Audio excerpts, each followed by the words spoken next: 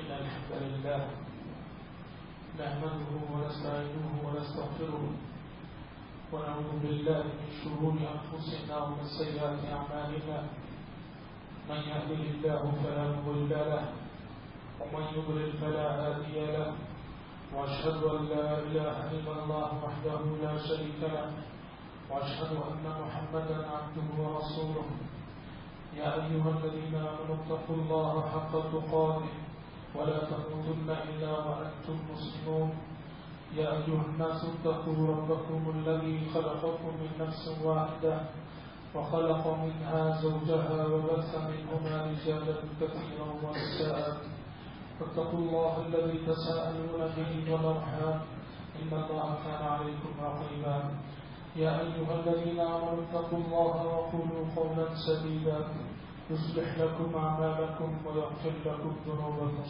ومن يطع الله ورسوله فقد فاز فوزا عظيما أما بعد فإن خير الحديث كتاب الله وخير الهدي هدي محمد صلى الله عليه وسلم وشر الأمور محدثاتها وكل محدثة بدعة وكل بدعة ضلالة وكل ضلالة في النار. أعوذ بالله السميع العليم من الشيطان الرجيم من همزه ونفخه ونفسه ولقد خلقنا الإنسان ونعلم ما توسوس به نفسه ونحن أقرب إليه من حبل الوريد إذ يتلقى المتلقيان عن اليمين وعن الشمال قعيد ما يلفظ من قول إلا لديه رقيب عتيد وجاءت سكرة الموت بالحق ذلك ما كنت منه تعيد ونفخ في الصور ذلك يوم الوعيد وجاءت كل نفس معها سائق وشهيد لقد كنت في غفلة من هذا فكشفنا عنك غطاءك فبصرك اليوم حديد وقال قرينه هذا ما لدي عتيد ألقيا في جهنم كل كفار عنيد مناع للخير معتد مريب الذي جعل مع الله إلها آخر فألقياه العذاب الشديد قال قرينه ربنا ما أطغيته ولكن كان في ضلال بعيد قال لا تختصموا لدي وقد قدمت إليكم بالوعيد ما يبدل القول لدي وما أنا بظلام للعبيد وقال عز وجل واعبد ربك حتى يأتيك اليقين. حضرات، اللہ رب العزت کا بے انتہا شکر احسان ہے کہ جس کی توفیق سے ابھی ہم سب ماہ رمضان کی عبادتوں سے فارغ ہوئے ہیں. یقیناً ہماری زندگیوں میں رمضان کا آنا ایک بہت بڑی سعادت کی بات ہے. زندگی میں رمضان کو پانا بہت بڑی خوش نصیبی کی بات ہے. خوش نصیب ہیں وہ لوگ جنہوں نے ماہ رمضان کی قدر کی. ماہ رمضان میں اللہ تبارک و تعالیٰ کی عبادت کر کے اللہ کو راضی کرنے کی کوششیں کی. بڑے ہی سعادت مند ہیں وہ لوگ. رمضان کا مہینہ جب گزر چکا ہے تو اس وقت ہمارے لیے اور آپ کے لیے ضروری ہے کہ ہم اس نقطۂ نظر سے اپنا جائزہ لیں کہ ماہ رمضان کے بعد ہماری زندگی کے تقاضے کیا ہیں. رمضان کا مہینہ گزر چکا اور شوال کے مہینے میں ہم داخل ہو چکے تو ہماری عملی زندگی کے تقاضے کیا ہیں, ہمیں آئندہ کرنا کیا ہے.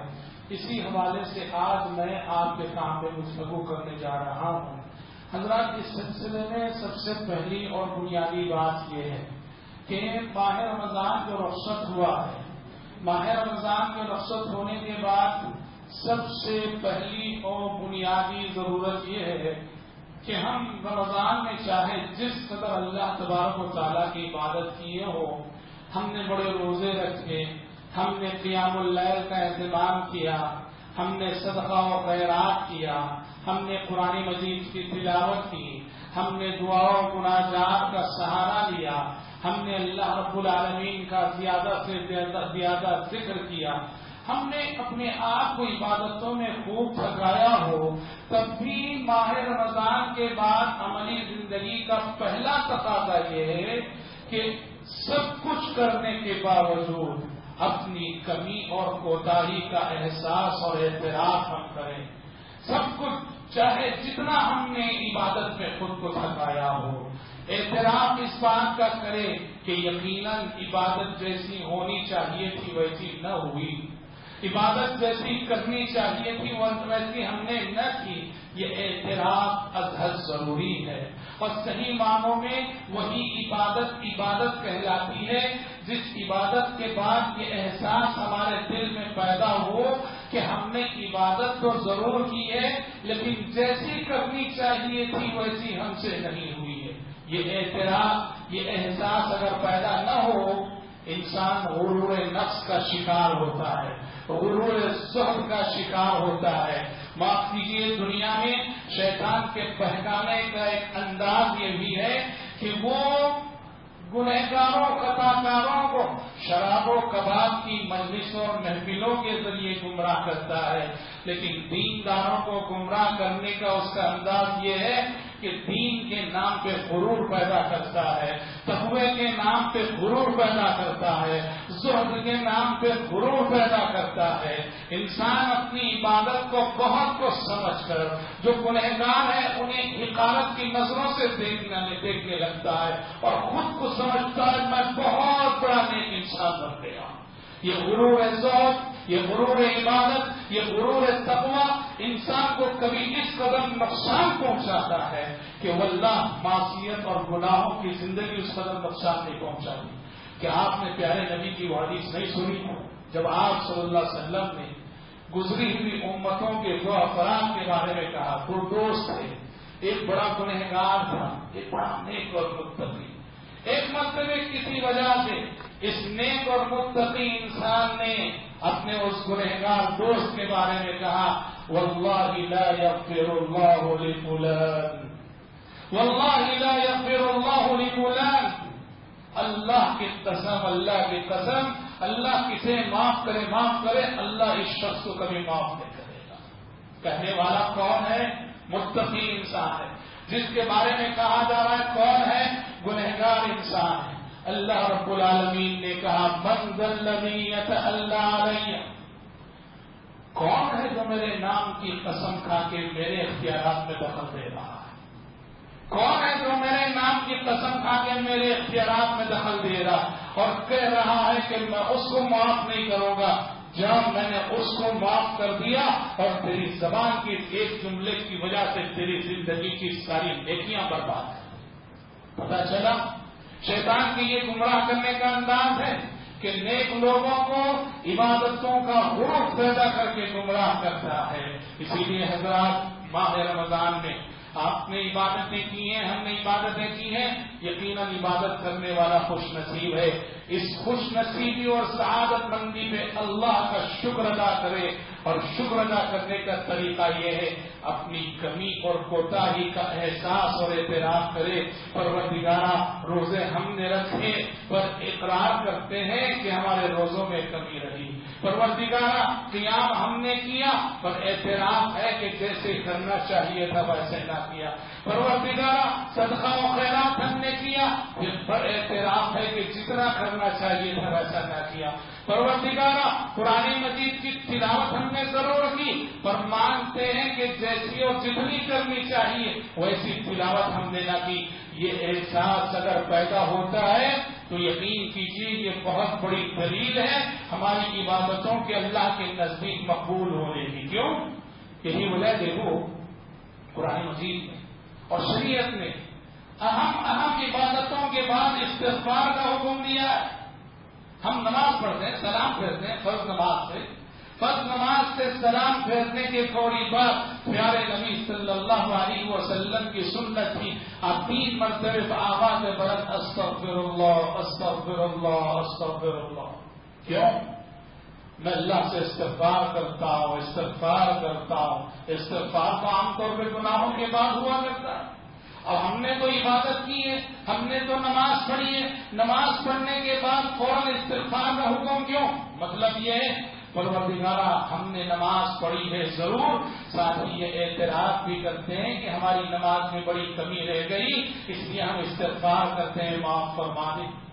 اللہ نے اپنے نیک بندوں کے بارے میں فرمایا وَبِالْأَسْحَارِ هُمْ يَسْتَغْفِرُونَ کہ یہ وہ لوگ ہیں جو صبح کے وقت یعنی عین تہجد کے وقت استغفار کیا کرتے ہیں۔ یعنی اللہ کے نیک بندے تہجد پڑھتے ہیں اور تہجد پڑھنے کے بعد تہجد جیسی عظیم عبادت کو بجا لانے کے بعد بھی وہ غرور نفس کے شکار نہیں ہوتے، اپنی کمی کا اعتراف کرتے ہوئے استغفار کرتے ہیں تہجد کے بعد۔ حج جیسی اہم عبادت میں بھی اللہ تعالیٰ نے وقوف عرفہ کا جہاں تذکرہ کیا دوسرے پارے میں سورہ بقرہ میں فوراً استغفار کا ذکر کیا، کہا ثم افیضوا من حیث افاض الناس واستغفروا اللہ، ثم افیضوا من حیث افاض الناس واستغفروا اللہ۔ پھر لوگ جہاں سے لوٹتے ہیں یعنی میدان عرفہ سے لوٹو اور لوٹنے کے بعد کثرت سے استغفار کرو۔ وقوف عرفہ الحج عرفہ، آپ صلی اللہ علیہ وسلم نے فرمایا عرفہ کا وقوف ہی اصل حج ہے، عرفہ میں ٹھہرنا ہی اصل حج ہے۔ حج کے اس اہم رکن کے بعد بھی استغفار کا حکم۔ تو اس طرح شریعت میں دیکھیے اہم عبادتوں کے بعد استغفار کا حکم ہے، یہی درس دینے کے لیے کہ عبادت کرنے کے بعد کبھی غرور عبادت کے شکار نہ ہونا، اپنی کمی کوتاہی اور غلطی کا اعتراف۔ ہم نے توبہ ضرور کی ہوگی، ہم نے استغفار ضرور کیا ہوگا، لیکن توبہ کے بعد بھی توبہ کرو۔ کسی حکیم اور دانا انسان کا قول ہے، بڑی پتے کی بات ہے، اس نے کہا توبتنا تحتاج الى توبہ واستغفارنا يحتاج الى استغفار۔ ہماری توبہ بھی توبہ کی محتاج ہے اور ہمارے استغفار کو بھی استغفار کی ضرورت ہے۔ ہمارے توبہ کرنے کا انداز ایسا ہے، اس توبہ سے توبہ کرنی چاہیے، اور ہم استغفار بھی کرتے ہیں تو استغفار کے بعد پھر ایسے گناہ کرتے ہیں کہ استغفار کو بھی استغفار کی ضرورت ہے۔ تو حضرات یہ پہلی اور بنیادی بات ہے کہ ماہ رمضان رخصت ہوا ہے، اللہ رب العالمین کا شکر ادا کرتے ہوئے اپنی کمی کوتاہی اور غلطیوں کا احساس اور اعتراف کریں۔ دوسری بات اور دوسری بنیادی ضرورت ہے جو اس موقع سے ہر بندہ مومن کو ہے، وہ یہ ہے قبولیت عمل کی فکر۔ جو نیکیاں ہم نے کی اللہ کی توفیق سے، جو بھی ٹوٹی پھوٹی عبادتیں ہم دیکھیں اللہ کی توفیق سے، عبادت کرنے کے بعد قبولیت عمل کی فکر کرنا یہ ہر مومن کی جو ہے صفت ہوتی ہے اور ہونی چاہیے کہ جو عبادت ہم نے کی پتہ نہیں وہ قبول ہوئی ہے کہ نہیں۔ سلف کے بارے میں آتا ہے کہ رمضان کے آنے سے 5 مہینے پہلے سے وہ دعا کرتے تھے اللہم بلغنا رمضان، پروردگارہ ہمیں ماہ رمضان تک پہنچا دے۔ رمضان کا مہینہ جب آتا خوب عبادت کرتے، اور رمضان کا مہینہ جب رخصت ہو جاتا بقیہ 5 مہینے یہ دعا کرتے کہ پروردگارہ ماہ رمضان میں جو عبادتیں ہم نے کی ان عبادتوں کو شرف قبولیت سے نواز۔ واقعتاً جس شخص نے عمل میں خود کو تھکایا ہو، عبادت میں خود کو تھکایا ہو، اسے ڈر ہوتا ہے کہ کہیں میری عبادتیں ضائع نہ ہو جائیں۔ ہمارے پاس مال ہوتا ہے، دولت ہوتا ہے، کیسے جتن کر کے رکھتے ہیں، کیسے حفاظت کر کے رکھتے ہیں، کیسے گن کے رکھتے ہیں۔ مومن بھی نیکیوں کا ویسا ہی محافظ ہوتا ہے، حریص ہوتا ہے، اور ڈرتا ہے کہ کہیں نیکیاں برباد نہ ہو جائے، کہیں نیکیاں ضائع نہ ہو جائے۔ قبولیت عمل کی فکر یہ انبیاء و رسول علیہ والسلام کی صفت ہے۔ حضرت ابراہیم خلیل اللہ علیہ السلام، اسماعیل علیہ السلام اللہ رب العالمین کے حکم سے خانہ کعبہ تعمیر کر رہے ہیں، خانہ کعبہ کی ایک اینٹ رکھتے جا رہے ہیں، اور دونوں کی زبانوں پہ کیا دعا ہے؟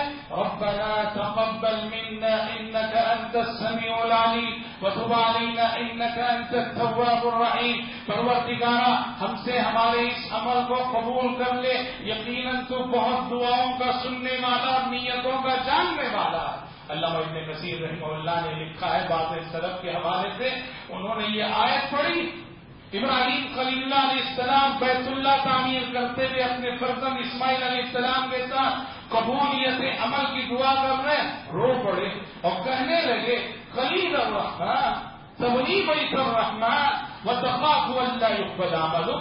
اے رحمان کے خلیل، اے رحمان کے خلیل، رحمان کے حکم سے رحمان کا گھر بنا رہے ہو، اور پھر بھی ڈر رہے ہو کہ کہیں تمہارا عمل کہیں رد نہ کر دیا جائے چاروں کتابوں پر۔ یہ قبولیت عمل کی فکر یہ بہت ضروری ہے۔ اللہ رب العالمین نے کہا انما يتقبل الله من المتقين، اللہ تعالیٰ عمل کن کے قبول کرتا ہے؟ متقیوں کے عمل کو ہی قبول کرتا ہے. جن کے عمل کا دار و مدار تقوی پر ہو اللہ انہی کے عمل کو قبول کرتا ہے. سورہ مومنون میں اللہ تبارک و تعالیٰ نے اپنے نیک صالح اور متقی بندوں کی صفات کا تذکرہ کرتے ہوئے کہا والذین یؤتون ما آتوا وقلوبهم وجلة انہم الی ربهم راجعون کہ اللہ کے بندے وہ ہیں جو بھی دیتے ہیں اس حال میں دیتے ہیں کہ ان کے دل کانپ رہے ہوتے ہیں کہ ہمیں اپنے رب کی طرف لوٹنا. یہ آیت جب ام المومنین حضرت عائشہ صدیقہ رضی اللہ عنہا نے پڑھی تو پیارے نبی سے سوال کیا کہ اللہ کے نبی یہ کون لوگ ہیں جن کے بارے میں اللہ تعالیٰ فرما رہا ہے کہ وہ خرچ کرتے ہیں دیتے ہیں اس حال میں دیتے ہیں کہ ان کے دل کانپ رہے ہوتے ہیں؟ کیا یہ وہ لوگ ہیں جو شراب پیتے ہیں, چوری کرتے ہیں اور زنا کرتے ہیں اور اس وجہ سے اپنے گناہوں کی وجہ سے ڈر رہے ہوتے ہیں؟ پیارے نبی نے فرمایا لا یا بنت الصدیق, کہا کہ نہیں ہے صدیق کی بیٹی, بلکہ یہ وہ لوگ ہیں جو نماز پڑھتے ہیں, روزہ رکھتے ہیں, صدقہ کرتے ہیں, پھر بھی ڈر رہے ہوتے ہیں کہ کہیں ان کا عمل رد نہ کر دیا جائے. حضرات یہاں ایک بات ہے کہ عمل کرنے کے بعد قبولیت عمل کے ذکر کہ کہیں ہمارا عمل رد نہ کر دیا جائے, اللہ کی بات ریجیکٹ نہ ہو جائے. کیا نعوذ باللہ ثم نعوذ باللہ اللہ خامخواہ بندوں کی نیکیوں کو ضائع کرتا؟ کیا اللہ بندوں کے اعمال کی قدر نہیں کرتا؟ ہمارا رب تو بہت قدر کرنے والا ہے, اتنی قدر کرنے والا ہے. ہم ایک نیکیاں کریں کم سے کم 10 نیکیوں کے برابر وہ لکھتا ہے, زیادہ سے زیادہ 700 کے برابر لکھتا ہے. قبولیت عمل کی فکر چاہیے اس احساس کے ساتھ کہ کہیں عمل کرتے ہوئے ہم سے کوئی ایسی کوتاہی, کوئی غفلت, کوئی کمی ایسی نہ ہو گئی ہو جو قبولیت عمل کے راستے میں رکاوٹ بن جائے. یہ اللہ تعالیٰ پر الزام نہیں, یہ اللہ تعالیٰ کے تعلق سے منفی سوچ نہیں. حضرات ایک قبولیت عمل کی فکر کے بعد ایک اور عملی تقاضا وہ ہے رمضان میں جو نیکیاں تھیں ان نیکیوں کو جاری رکھنا, ان نیکیوں کو جاری رکھنا. رمضان کے ختم ہونے کا مطلب یہ نہیں کہ بس عبادت سے رخصت مل گئی, رمضان ختم ہوا نمازوں سے رخصت مل گئی, رمضان ختم ہوا تلاوت سے رخصت مل گئی, رمضان ختم ہوا سچائی سے رخصت مل گئی. مسلمانوں کا ذہن تو ایسا ہی ہے. عملی طور پر اگر آپ مسلم سماج اور سوسائٹی کا جائزہ لیں, ایسا کیوں ہے کہ رمضان کا چاند دکھتے ہی مسجدیں آباد ہو جائیں, مسجدیں بارونق ہو جائیں, اور جیسے ہی عید کا چاند, اب تو چھوڑو عید کا بھی انتظار نہیں, 27ویں کو دیکھتے ہی لوگ قرآن ختم کرتے ہیں اور وہیں سے ناقدری شروع ہو جاتی ہے. بقیہ 2-3 دن جو رمضان کے بچتے ہیں بری طرح سے ان کی ناقدری ہوتی ہے. اور شوال کا مہینہ کیا شروع ہوا کہ پھر سے مسجدیں اسی طرح سے ویران ہوتی ہیں, پھر سے مسجدوں کے سمت آنے والے قدم جو رمضان میں آیا کرتے تھے مسجدوں کی طرف اٹھتے نہیں ہیں. ماہ رمضان میں جو نیکیاں کی ان نیکیوں کو جاری رکھنا ہمارے لیے بہت ضروری ہے. یہی وجہ ہے کہ کوئی انسان یہ نہ سمجھ جائے کہ رمضان رخصت ہوا تو بس ختم عبادت رخصت ہوئی. اللہ تعالیٰ نے فوراً شوال میں پھر 6 روزوں کا حکم دیا, کہا کہ رمضان کے مہینے روزے ختم ہوئے, یہ نہ سمجھو روزے ختم ہو گئے عبادت ختم ہو گئی. فرض روزے گرچہ ختم ہو گئے, نفل عبادتوں کے دروازے کھلے ہیں. ماہ شوال میں پھر 6 روزے رکھنے کا حکم ہوا. نفسیات کے اعتبار سے یہ درس دینا مقصود ہے کہ عبادت سے کبھی چھوٹ نہیں ہے تمہیں, بندگی سے کبھی چھوٹ نہیں ہے تمہیں. بندگی کا قرض زندگی کی آخری سانس تک باقی رہتا ہے. جب تک سانسوں کا سفر جاری ہے تب تک اللہ رب العالمین کی عبادت بھی جاری رہنی چاہیے. پیارے نبی سے مخاطب ہو کر آسمان سے آنے والی وحی نے وہی فرمایا وَاعْبُدْ رَبَّكَ حَتَّى يَأْتِيَكَ الْيَقِينُ, وَاعْبُدْ رَبَّكَ حَتَّى يَأْتِيَكَ الْيَقِينُ. اے پیغمبر آپ اپنے رب کی عبادت کیجیے کب تک؟ موت کے آنے تک. موت کے آنے تک عبادت سے چھوٹ نہیں ہے، بندگی سے چھوٹ نہیں ہے، فرائض اور واجبات سے چھوٹ نہیں ہے، جب تک سانسوں کا سفر جاری ہے، جب تک ہماری اور آپ کی آنکھیں کھلی ہیں، سجدوں سے چھوٹ نہیں ہے، قیام و رکوع سے چھوٹ نہیں ہے، ذکر و تلاوت سے چھوٹ نہیں ہے۔ تو رمضان کے رخصت ہونے کا یہ مطلب نہ لیا جائے کہ ہماری زندگی سے عبادتیں رخصت ہو جائے۔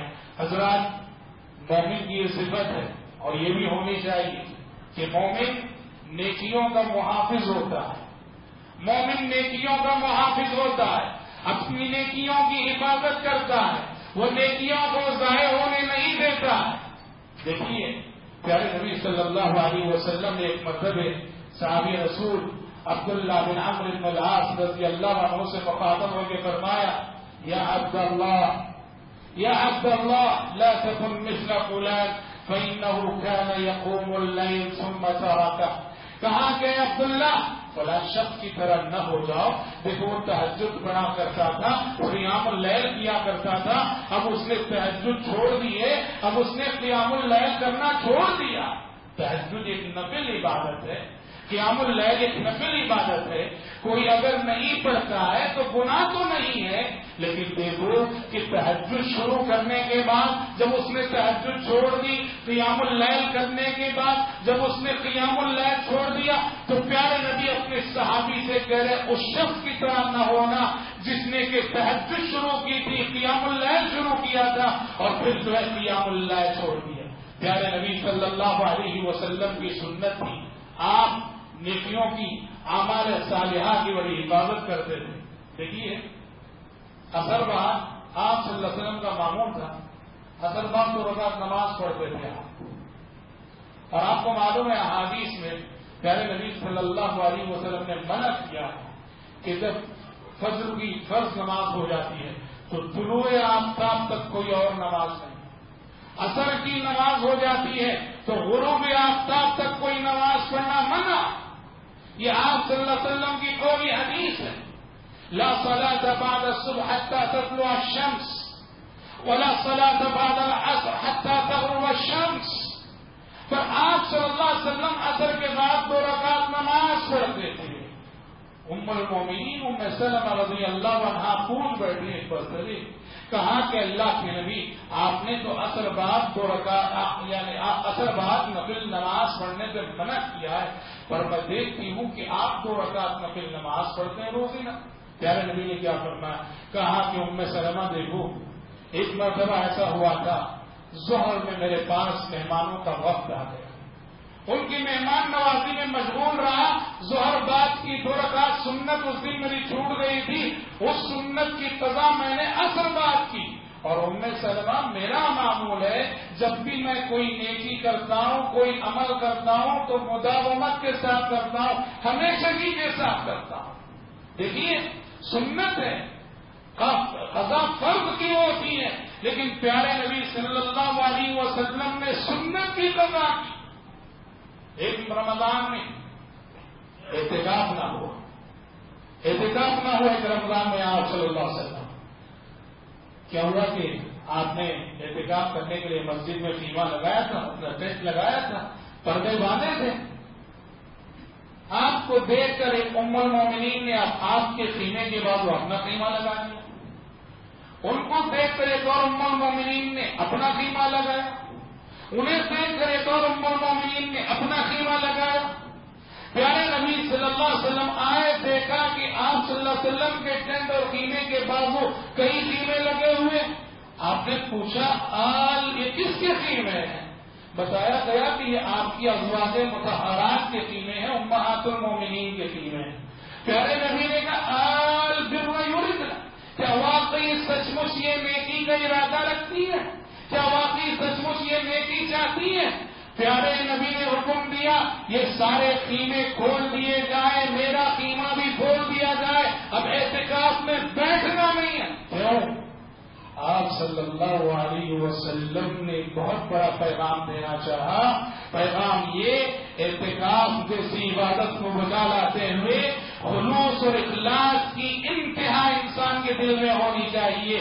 یہاں اندیشہ یہ ہوا آپ صلی اللہ علیہ وسلم کو، جب ایک شخص کی کئی بیویاں ہوتی ہیں تو سوکروں میں ایک جذبہ ہوتا ہے، سوکروں میں ایک جذبہ یہ کہ ہر کوئی خود کو شوہر سے دوسرے کے مقابلے زیادہ قریب بتانا چاہیے، میں شوہر سے زیادہ قریب ہوں، میں شوہر سے زیادہ قریب ہوں۔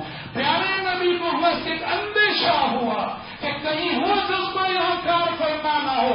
آپ نے کہا ختم کر دو یہ اعتکاف، نکال دو یہ خیمے، اللہ اکبر، عبادتیں، نیکیاں، اعمال صالحہ خلوص اور اخلاص کی بنیاد پر اگر ہو تو وہ نیکیاں ہیں، لیکن اگر نیتوں میں کھوٹ آ جائے، ریاکاری کے جذبات پیدا ہو جائے، دنیاوی مفادات کے خیالات آ جائے، ہماری عبادتیں بھی گناہوں میں تبدیل ہو جاتی ہیں۔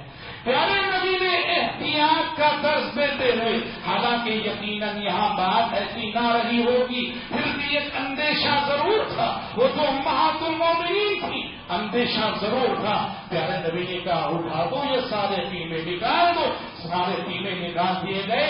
اس رمضان میں آپ نے اعتکاف ہی نہیں کیا، اور چونکہ اس رمضان کا اعتکاف چھوٹ گیا، آپ نے اس اعتکاف کی دیکھو باقاعدہ ماہ شوال میں قضا کی، ماہ شوال میں قضا کی۔ یہ سب چیزیں کیا بتاتی ہیں؟ نوافل کی قضا، سنتوں کی قضا، کہ مومن کے اندر یہ صفت ہونی چاہیے کہ نیکیوں کا محافظ ہونا چاہیے۔ ہم نے جو نیکیاں شروع کی ہیں ان نیکیوں کو کیسے جاری و ساری رکھیں، ان نیکیوں کی کیسے حفاظت کریں، یہ فکر مندی ہر مومن کے اندر ہونی چاہیے۔ حضرات دیکھیے، ماہ رمضان یہ تربیت کا مہینہ تھا۔ رمضان میں میری اور آپ کی اور ہر مسلمان کی جو تربیت جس ناحیے سے ہوتی ہے اس کا ایک اہم پہلو یہ ہے کہ ماہ رمضان میں ایک احساس کی تربیت ہوتی ہے میرے اور آپ کے اندر۔ وہ احساس کیا ہے؟ اللہ ہمیں دیکھ رہا ہے۔ ہر روزے دار مسلمان، اس کے ضمیر، اس کے دل میں غیر شعوری طور پر اس احساس کی تربیت پورے 30 دن ہوتی ہے کہ اللہ ہمیں دیکھ رہا ہے، ہم اللہ کی نگرانی میں ہیں، ہم اللہ کی نگرانی میں ہیں، کوئی دیکھے نہ دیکھے اللہ ہمیں دیکھ رہا ہے۔ کبھی تو ہم کچن روم میں ہوتے ہیں، سخت پیاس لگی ہوئی ہے، سخت بھوک لگی ہوئی ہے، گھر میں کوئی دیکھنے والا بھی نہیں، کچن روم میں ہم اکیلے ہیں، فریج میں ٹھنڈا پانی رکھا ہوا ہے، فریج میں ٹھنڈے جوس رکھے ہوئے ہیں، من کر رہا ہے کہ اٹھائے پی اور پیاس بجھا لے، مگر بندہ مومن پیتا نہیں ہے۔ کیوں؟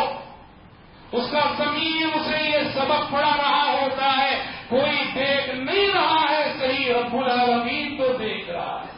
حضرات پورا مہینہ اس احساس کی تربیت ہمارے اندر ہوتی ہے کہ ہر لمحہ تم اللہ کی نگرانی میں ہو، لمحہ لمحہ تم اللہ کی نگرانی میں ہو۔ اور یہ وہ احساس ہے کہ اگر یہ احساس بیدار ہو جائے ہمارے اندر تو گناہوں سے بچنے میں، معصیتوں سے بچنے میں، بدکاریوں سے بچنے میں، خطا کاریوں سے بچنے میں اس احساس کا بڑا کردار۔ کیوں؟ انسان کے تو عام طور پر گناہ چھپ کے کرتا ہے، لوگوں کے سامنے کرتے ہوئے کچھ تو حیا آتی ہے، کچھ تو شرم آتی ہے۔ انسان عام طور پہ گناہ چھپ کے کرتا ہے، تنہائیوں میں کرتا ہے، تاریکیوں میں کرتا ہے، لیکن اگر یہ احساس اگر پیدا ہو جائے، بیدار ہو جائے، جوان ہو جائے کہ اللہ مجھے دیکھ رہا ہے، میں اللہ کی نگرانی میں ہوں، تو پھر انسان کی زندگی ہمیشہ کے لیے گناہوں سے پاک ہو جاتی ہے۔ اللہ اکبر، یہ اتنا بڑا احساس ہے جو آپ کو اللہ رب العالمین کے عرش کے سائے میں جگہ دلا دے۔ پیارے نبی نے فرمایا جن صاحب خوش نصیبوں کو کل روز قیامت عرش الہی کا سایہ نصیب ہوگا، اس میں سے ایک وہ بھی وَرَجُلٌ دَعَتْهُ امْرَأَةٌ ذَاتُ حَسَبٍ وَجَمَالٍ فَقَالَ إِنِّي أَخَافُ اللَّهَ، ایک شخص جسے عورت آگے بڑھ کر برائی کی دعوت دے رہی ہے، گناہ کی دعوت دے رہی ہے، اور عورت بھی بڑی حسین و جمیل ہے، اعلیٰ حسب و نسب کی مالک ہے، اونچے خاندان کی ہے، حسن و جمال بھی ہے، حسب نسب بھی ہے، اور آگے بڑھ کے دعوت دے رہی ہے، اور یہ شخص کہتا ہے کہ انی اخاف اللہ، اللہ مجھے دیکھ رہا ہے، میں اللہ سے سے ڈرتا ہوں کل روز قیامت عرش الہی کے سائے میں شب جگہ پائے گا. یہ احساس اگر ہمارے اندر پیدا ہو جائے واللہ نہ ہم جھوٹ بولیں گے، نہ ہم ظلم کریں گے، نہ ہم دھوکہ دیں گے، ہم ایماندار ہو جائیں گے، ہم امانت دار ہو جائیں گے. شب و روز ہم دھوکہ اس لیے دیتے ہیں، شب و روز ہم سے ظلم اس لیے ہوتا ہے، شب و روز جھوٹ اس لیے بولتے ہیں کہ یہ احساس ہمارے اندر بسا اوقات کم ہو جاتا ہے یا ختم ہو جاتا ہے یا کمزور پڑ جاتا ہے. ورنہ اگر یہ احساس جوان رہے انسان گناہوں کے سیلاب میں رہ کر بھی خود کو گناہوں سے بچا لیتا ہے. پیارے نبی صلی اللہ علیہ وسلم نے بنو اسرائیل کے اس شخص کا واقعہ بیان فرمایا.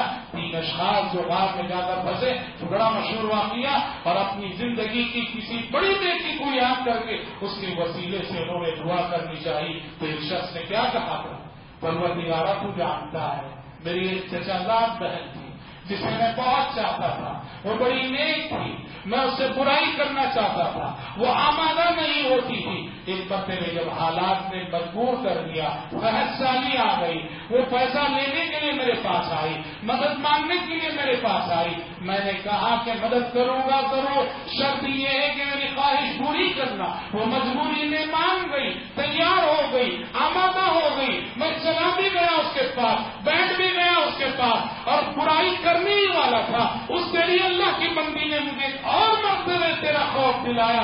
کہا اللہ کے بندے اللہ سے ڈر اور میری ناموس کا سودا نہ کر. پروردگارا تو جانتا ہے کہ جب مجھے اس وقت پورا کنٹرول اور قابو حاصل ہو چکا تھا، مجھے برائی سے روکنے والی کوئی چیز وہاں نہ تھی. ایک تیرا ڈر تھا، ایک تیرا خوف تھا، ایک یہ احساس تھا کہ تو دیکھ رہا ہے. اس دن میں برائی کیے بغیر اٹھ کر چلا آیا. اگر میری یہ نیکی تجھے پسند آئی ہو، آج اس نیکی کے دوپہر میں یہ دعا کرتا ہوں کہ اس مصیبت میں ہمیں نجات دے. پیارے نبی نے کیا فرمایا، پتھر تھوڑا سا ہٹ گیا، غار کے بہانے پہ بیٹھا ہوا پتھر ہٹ گیا. دیکھو کہ اس نے تو کون سی نیکی کی، اس نے تو گناہ کیا تھا. ایک نیک لڑکی کو برائی پر زبردستی آمادہ کر رہا تھا، زبردستی شرط رکھ کے اس کے پاس گیا ہوا تھا. لیکن جب برائی کرنے پہ اسے کنٹرول حاصل ہو گیا اور برائی میں کوئی رکاوٹ نہ رہی اور اس لڑکی نے اللہ کا خوف دلایا تو برائی کیے بغیر چلا آیا، تو اس کی یہ برائیاں نیکیوں میں تبدیل ہو گئی. ماہ رمضان اس احساس کی تربیت کرتا ہے کہ ہم اور آپ ہر لمحے اللہ رب العالمین کی نگرانی میں ہیں. یہ احساس جس قدر جوان رہے گا ہم گناہوں سے اسی قدر دور رہیں گے. حضرات ضرورت ہے اس بات کہ ہم اپنی عملی زندگی میں سدھار لائیں 3 ناحیوں سے. ایک ہے جذبہ عمل، اور ایک ہے معیار عمل، اور ایک ہے مقدار عمل. ان 3 ناحیوں سے اپنی عملی زندگی کو سنوارنے کی ضرورت ہے. جذبہ عمل، کوئی بھی نیکی تبھی ہوتی ہے جب انسان کے دل میں جذبہ ہوتا ہے. جذبہ ہونا چاہیے. کیسا جذبہ؟ حضرات صحابہ کرام رضوان اللہ علیہم اجمعین، غریب اور نادان صحابہ، غریب اور مسکین صحابہ، کھانے کے لیے گھر میں کچھ نہیں ہے اور آسمان سے آنے والی وحی بار بار کہہ رہی ہے کہ اللہ کے بندے وہ ہیں جو اللہ کے راستے میں خرچ کرتے ہیں دیتے ہیں. بخاری کی روایت ہے جب یہ آیتیں نازل ہوئی، مدینے کے غریب اور نادار صحابہ، وہ خود غریب ہیں، محتاج ہیں، مسکین ہیں، وہ خود زکات کے مستحق ہیں، وہ خود صدقے کے مستحق ہیں، مگر جذبہ عمل دیکھو. انہوں نے کہا ہمارا رب ہمیں صدقہ کرنے کا حکم دے رہا ہے. صدقہ کرنے کے لیے کچھ نہیں، مدینے کی مارکیٹ جاتے ہو، مدینے کی مارکیٹ جا کے اپنی پیٹھ پہ جو ہے لوگوں کا بوجھ ڈھویا کرتے تھے، موٹے ڈھویا کرتے تھے، اور جو آمدنی ہوتی تھی اللہ کے راستے میں خرچ کیا. یہ جذبہ عمل. ہمارا معاملہ ایسا ہے کہ بہت ساری نیکیاں ہم اپنے وقار اور پرسٹیج کی وجہ سے چھوڑ دیتے ہیں. اب ذرا سوچو، مارکیٹ میں جا کے بوجھ اٹھانا، مارکیٹ میں جا کے وزن اٹھانا، ہم اگر سوچتے ہیں تو ہمارے نفس کا غرور منع کر رہے، یہ کام نہیں کرنا. یہ صحابہ تھے، اللہ اکبر. کہا کہ آسمان سے آنے والی وہی صدقے کا حکم دے رہی ہے، ہمارے پاس دینے کے لیے کچھ نہیں، چلو مارکیٹ میں جا کے کے موٹے ڈھوئیں گے، لوگوں کا بوجھ ڈھوئیں گے، اور جو آمد کی ہوتی اللہ کے راستے میں خرچ کریں گے، کبھی ان کا پرسٹیج، ان کا وقار عمل صالح کے راستے میں رکاوٹ نہیں بنتا تھا۔ اور حضرات دوسری چیز ہے جذبہ عمل کے بعد معیار عمل، نیکی کی بھی جو درجات ہوتے ہیں، عمل صالح کی بھی مراتب ہوتے ہیں۔ نیکی کرو، کوالٹی والی نیکی کرو، معیاری نیکی کرو۔ ہاں، ایک خرچ کا انداز یہ ہے جی، ایک خرچ کا انداز یہ ہے، گھر میں جب سب کھا چکے پی چکے، اب کھانا بچ گیا ہے، ہاں اگر ایسے ہی چھوڑ دیں گے تو کھانا خراب ہو جائے گا، سب غریب ہی آتا ہے کہ چلو کسی غریب کو دے دو۔ کپڑا خوب پہن چکے، اب پھٹنے لگا ہے، پیون لگنے لگے ہیں، ہم یاد آتا ہے ہاں چلو کسی غریب کو دے دو۔ غریب کب یاد آتا ہے ہمیں؟ تب یاد آتا ہے جب ہم اس چیز سے بے نیاز ہو جاتے ہیں، تب غریب یاد آتا ہے۔ اللہ نے کہا وَيَجْعَلُونَ لِلَّهِ مَا يَكْرَهُونَ، جو چیز انہیں ناپسند ہے وہ اللہ کے راستے میں دینا چاہتے ہیں۔ وَيَجْعَلُونَ لِلَّهِ مَا يَكْرَهُونَ، کوالٹی والی نیکی یہ ہے لَن تَنَالُوا الْبِرَّ حَتَّى تُنْفِقُوا مِمَّا تُحِبُّونَ، ایک معیار یہ ہے سب کھانے کے بعد بچا ہوا سڑا ہوا غریب کو دے رہے، اور ایک معیار یہ ہے جس بریانی کو، جس پکوان کو آپ نے بڑے ارمانوں سے بنایا ہے، کسی کے بھی کھانے سے پہلے کسی غریب کو دو، پہلے کسی غریب کو کھلاؤ پھر تم کھاؤ۔ ایک معیار یہ ہے کہ کپڑا پوسیدہ ہو چکا، پھٹ چکا، سب اللہ کے راستے میں دو۔ ایک معیار یہ ہے کہ جس کپڑے کو بڑے ارمانوں سے خرید کر لایا ہے، کسی غریب کو دو، کسی غریب کو وہ کپڑا، وہ لباس لاؤ۔ تو کوالٹی والی نیکی، معیار والی نیکی، جسے اللہ نے کہا لن تنالوا البر حتى تنفقوا مما تحبون، نیکی کا اعلیٰ درجہ اس وقت تک پا نہیں سکتے جب تک کہ اللہ کے راستے میں اپنی محبوب چیزوں کو نہ خرچ کر لے۔ تو جذبہ عمل، معیار عمل، اور ایک ہے مقدار عمل۔ زندگی جیسے جیسے آگے بڑھ رہی ہے، ہماری نیکیوں میں اضافہ ہونا چاہیے، ہمارے گناہ کم ہونے چاہیے۔ جیسے جیسے زندگی بڑھ رہی ہے، رمضان آیا، ہمارے اندر ایسا ہونا چاہیے کہ رمضان سے پہلے جو نیکی نہیں تھی اب ہماری زندگی میں اس رمضان سے وہ نیکی شروع ہونی چاہیے۔ جس کے چہرے پہ سنت نہ تھی، رمضان بعد وہ سنت آ جانی چاہیے۔ جو نمازوں کا پابند نہ تھا، نمازوں کا پابند ہو جائے۔ جو صرف فرائض کا پابند تھا، سنتوں میں غفلت کرتا تھا، سنتوں کی پابندی ابھی سے شروع کر دے۔ جو صرف فرائض اور سنتوں کا پابند تھا، نوافل اور تہجد کا اہتمام نہیں تھا، ابھی سے مقدار عمل بڑھنا چاہیے، کوانٹٹی بھی بڑھنی چاہیے، کوالٹی بھی بڑھنی چاہیے۔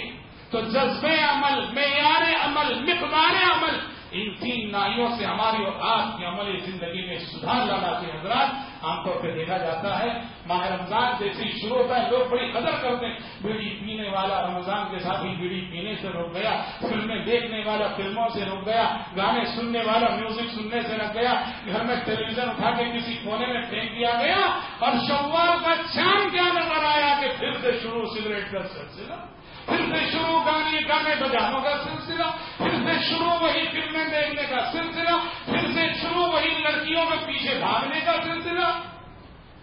یہ شریعت کے ساتھ کھلواڑ ہے، یہ بندگی کے ساتھ کھلواڑ ہے۔ استقامت بہت بڑی چیز ہے۔ سفیان بن عبد اللہ ثقفی رضی اللہ عنہ کہتے ہیں میں نے پیارے نبی سے کہا کہ قل لي في الاسلام قولا لا اسال احدا عنه بعدك وفي روایت غیرہ، اللہ کے نبی کوئی ایسی جامع نصیحت فرما دیجیے کہ آج کے بعد مزید کسی سے کچھ پوچھنے کی ضرورت نہ ہو۔ آپ نے فرمایا قل آمنت باللہ ثم استقم، کہا کہ آمنت باللہ کہو اور پھر آمنت باللہ کے عملی تقاضوں پہ جم جاؤ۔ استقامت بہت بڑی چیز ہے بھائیو، اللہ تبارک و تعالیٰ سے استقامت مانگو، دعا کرنا نہ بھولو۔ پیارے نبی دعا کرتے تھے اللہم مصرف القلوب صرف قلبی علی دینک، اللہم مقلب القلوب ثبت قلبی علی طاعتک، اے دلوں کو بھیجنے والے ذات میرے دل کو تیرے دین کی طرف پھیر دے، تیری اطاعت و فرمانبرداری پہ ثابت رکھ، دعاؤں کا سہارا لو، رب سے مدد مانگو گے، اللہ کی توفیق شامل حال ہوگی، اور اللہ کی توفیق شامل حال ہوگی تو زندگی کی آخری سانس تک دین پر استقامت نصیب ہوگی۔ یہی پیغام دینے کے لیے ماہ رمضان آتا ہے، یہی سکھانے کے لیے آتا ہے کہ بقیہ سال کے 11 مہینوں کو کیسے گزارنا چاہیے۔ دعا ہے رب العالمین سے پروردگار عالم مجھ کہنے والے کو، آپ سننے والوں کو، رمضان کے اس تربیت کے مہینے سے جو بھی فیض ہم نے پایا ہے اس کے اثرات بقیہ سال کے 11 مہینوں میں اور پوری زندگی میں، ہماری عملی زندگی میں باقی رکھنے کی توفیق عطا فرمائے۔ رب العالمین ہم سب کو، آپ سب کو زندگی کی آخری سانس تک دین پر استقامت نصیب فرمائے۔ آمین۔ بارک اللہ لنا ولکم فی القرآن العظیم ونفعنا وإياکم بما فیہ من الآیات والذکر الحکیم۔ انہ تعالی جواد کریم ملک بر رؤوف رحیم۔